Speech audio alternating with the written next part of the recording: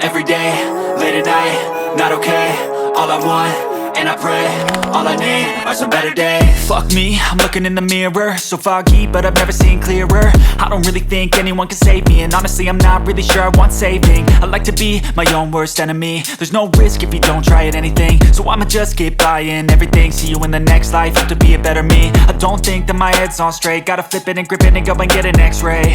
What's wrong with me? I just feel weight pushing on my chest and it squeezes till I suffocate. Better change my